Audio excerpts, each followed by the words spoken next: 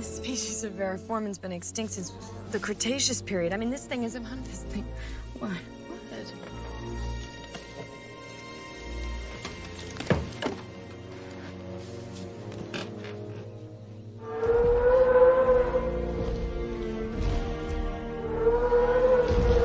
Acho que essas cenas são familiares pra você, né?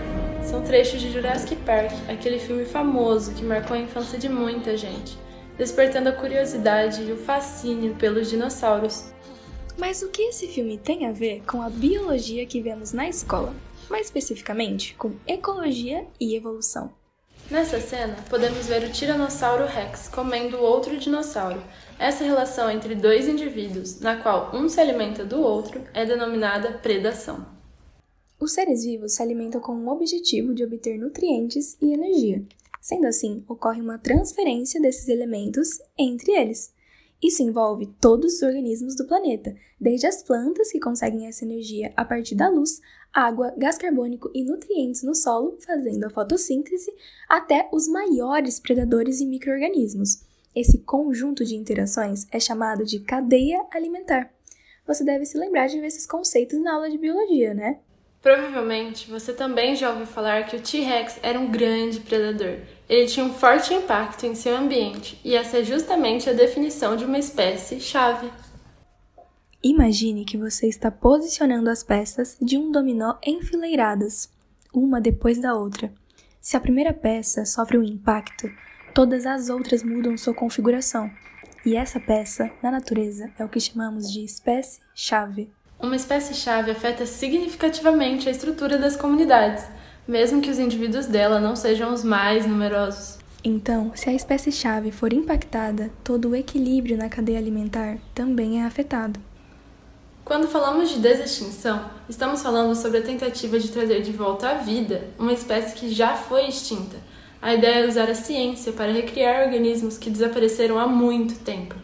Em outras palavras, tentar ressuscitar espécies que já não existem mais, usando a tecnologia moderna para fazer isso. Os dinossauros viveram há milhões de anos atrás, e durante esses milhões de anos, eles dominaram a Terra e se diversificaram em uma incrível variedade de formas e tamanhos. Alguns eram carnívoros, como o temido Tiranossauro Rex, enquanto outros eram herbívoros, como o imenso Brachiosaurus. Mas um evento de mortalidade em massa, provavelmente causado por um impacto de um asteroide e outras mudanças ambientais, marcou o fim da era da maioria dos dinossauros, levando ao desaparecimento de todos os indivíduos da maioria das espécies desse grupo. Em outras palavras, causou a extinção deles. Extinção é quando uma espécie inteira desaparece e não sobra nenhum indivíduo vivo. Isso significa que não há mais nenhum membro daquela espécie em nenhum lugar do planeta. Sem indivíduos vivos, não há chance de reprodução, nem de passar suas características, ou seja, seu DNA, para a próxima geração. No filme, um bilionário cria um parque temático de dinossauros em uma ilha fictícia na Costa Rica, usando tecnologia para trazer dinossauros extintos de volta à vida. Para fazer a chamada desextinção dessas criaturas, foram criados clones de dinossauros a partir de DNA encontrado no sangue dentro do estômago de insetos que estavam preservados em fósseis desde a pré-história. Todo o filme gira em torno de cientistas, funcionários do parque e visitantes tentando lidar com as consequências da desextinção, já que tudo o que eles planejaram para trazer esses animais para o ambiente moderno sai completamente fora do controle depois que eles escapam de toda a segurança do parque. No filme, a reintrodução de dinossauros deu errado. Mas e se trouxéssemos de volta espécies mais próximas dos animais que existem ainda hoje, como no caso dos tubarões? E que tal o megalodon? Ele é o exemplo perfeito para a nossa conversa.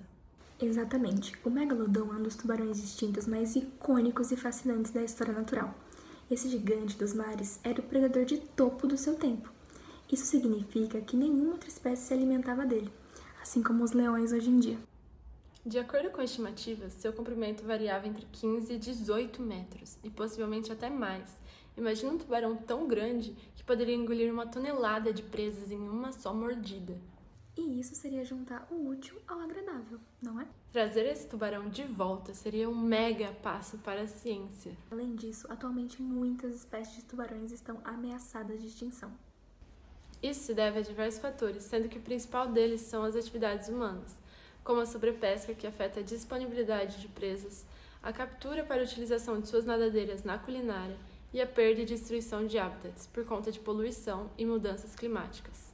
Com o decréscimo desses predadores, toda a cadeia alimentar e comunidades marinhas podem sofrer um colapso, já que muitos deles são espécies-chave nesse sistema. E, se pensarmos no tamanho do megalodon, talvez apenas um indivíduo poderia realizar o papel de vários tubarões atuais na cadeia alimentar. Então, trazer de volta um tubarão que poderia ajudar a manter a estabilidade do ecossistema é um pensamento de cair o queixo, não é? Como a gente viu em Jurassic Park, a reintrodução de dinossauros trouxe grandes problemas. Agora, imagine só trazer de volta um predador dos mares tão colossal. Sua presença era muito significativa. Imagina só o desequilíbrio entre as espécies atuais que ele poderia causar. Os oceanos modernos estão muito diferentes dos mares do Mioceno, a época em que o megalodon estava presente no planeta. A fauna marinha e a dinâmica ecológica em geral mudaram drasticamente. Se colocássemos de volta o megalodon no mar, ele poderia competir por alimento ou ainda predar diversas espécies de tubarões atuais. Fatores que provavelmente colocariam várias espécies em estado de ameaça. Além disso, alguns tubarões se alimentam de organismos menores, que não são alvo do megalodon, mas por ser uma espécie-chave, ele teria um número menor de indivíduos. Portanto, poderíamos ter uma pressão em relação à predação deles, o que poderia levá-los de volta à extinção.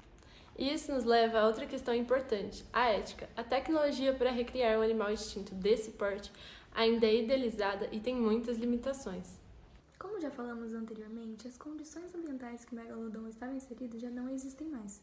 Por isso, ele poderia nem sequer se adaptar a esse novo ambiente. Então, devemos refletir se a reintrodução de espécies extintas, principalmente predadores de topo, é realmente o melhor caminho. A conservação de tubarões e dos ecossistemas marinhos podem ser um objetivo mais prático e responsável. Definitivamente, essa questão abre um debate intrigante e fascinante. E embora a ideia de trazer o megalodon de volta seja cheia de maravilhas científicas e tentadora, a gente tem que pensar nas implicações e nas responsabilidades envolvidas.